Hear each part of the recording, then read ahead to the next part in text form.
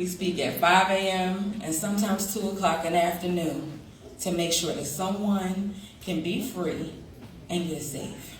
So thank you for inviting me to your platform as we've been together for 5 years. And I look forward to us to continue to work together. She has invited me out to have a conversation with you tonight about the psychological impact of sexual abuse.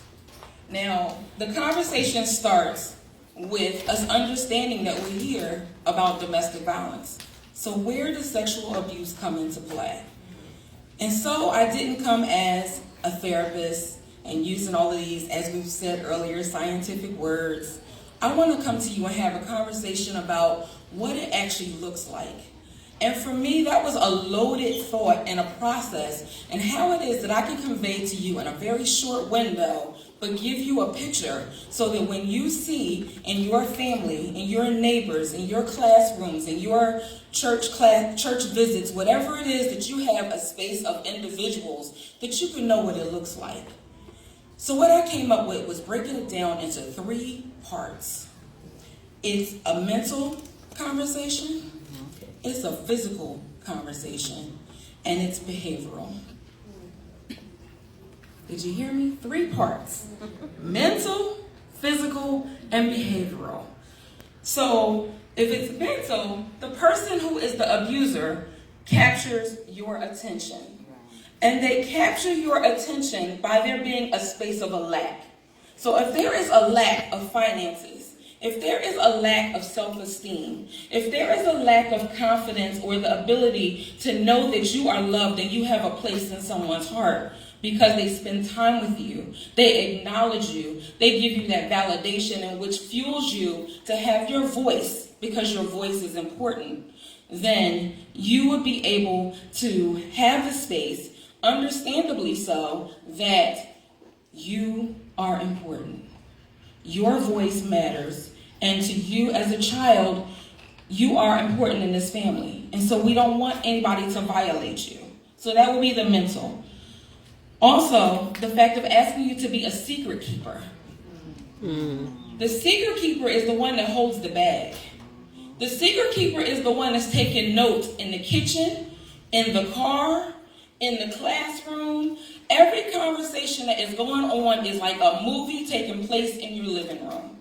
So every time that movie set starts, which is when the conversation starts, which is when the movement starts, which is when permission is being sought, when you're looking for approval and that self-encouragement to say, okay, what love actually is, you're looking at that movie that's occurring in that living room. The physical is not being able to care for yourself and sometimes being very, very impulsive, but then also harming yourself by cutting yourself, doing self-damaging things, maybe even fighting or hurting other people on purpose, even if it's like a quick little pinch. Culturally, we pinch kids all the time to correct and silence their behavior. Don't embarrass me in this grocery store, or I told you so. Or you believe and you have that narrative or understanding that it's not going to happen at my house because I wouldn't bring somebody in here that would do that. You never know because people wear masks very well. People wear their roles and do their intentionality very well. And we get tricked by the narratives and by their behaviors and by the gifts and the way that they groom us from telling us that we know better or telling us that they love us better. So in us being the secret keeper, they gain control, they gain influence, they gain understanding of us loosening up those reins of our boundaries and leaving our children open to the opportunity to being abused. Trust is built from this point. Addictions are built from this point, be it sexual addiction, be it abuse, be it the codependency of you needing this other person to approve of what it is that they're doing or in order for you to get what it is that you want. It's like a transaction. If you need $50 to go to the play or roller skating on Friday, if I just go and sit on Mr.'s lap, he's going to give me $50. If I need school supplies for my kid, let me get on the phone and begin to negotiate. That's the nice word I'm going to say because children are in the room. Negotiate what it is that I could do to serve it up to someone in order to get it. You train your child which it is to go. So then the abuse occurs. You think it's natural, you're getting spice, you're getting all these different things because you're getting what you want. You're training your child how to be a victim of an abuser. Mm. The living room tells a story. It develops the legacy of the voice of our children. The living room tells and teaches what's right and what's wrong. It gives us permission. It also tells us what to avoid and what the family or individual does when they're in survival mode. So in survival mode, I may become guilty, I may become dependent, but most important, I'm people pleasing because I am looking for your acceptance. I am looking for, I'm going to do it right this time, not next time, this time. But if I don't, sometimes we have to look at the fact that although it is shameful, although it's hurtful, and although it is sexual abuse, some things that feel bad feel good sometimes. Did you hear me? Sometimes some things that feel bad feel good sometimes. But it doesn't erase the fact that it also creates my brokenness and intimacy and how it is that I look at relationships as I go through my developmental time span and being able to make a mutual friend without punching them in the head. That I could share a pencil across a group table with my peer and not feeling like I need to stab them. To be able to go into middle school and say, okay, let me share my books because I see a peer who is in need.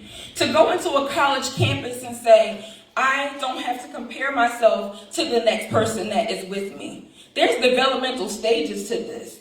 Abuse is not just at the incident of a 2-year-old who is being sexually violated every single day. It's not at the voice or the hands of the teenager who may need to fight their parent. It comes in different packages. But because we want to believe that it doesn't exist in my house or that it won't happen in my house, we take the position of it didn't happen. We're going to be a secret keeper. We don't want people to know that in my house, I'm screaming and yelling for help. Mm. Sometimes we may be looking at a movie or something that just triggers us, and it's important to realize that you will get triggered if you haven't gone through the healing journey. The healing journey is the only way to be able to eliminate these scars that you may feel from the abuse that you have incurred. Because what has happened to you is a stain. It is something that you can take a long shower in the middle of the moment, but you have to take a long walk of a reflection to say, how is this impacting me in every decision, every conversation, every relationship, every time I get into the car, every time I go for that promotion, every time that I'm at the point that I feel like I love somebody. How many ways am I going to allow abuse to interrupt my success? You have to make that choice and give yourself permission. Give yourself that validation. Understand that these behaviors and denial is your addiction, that you have given permission for this space to live within you.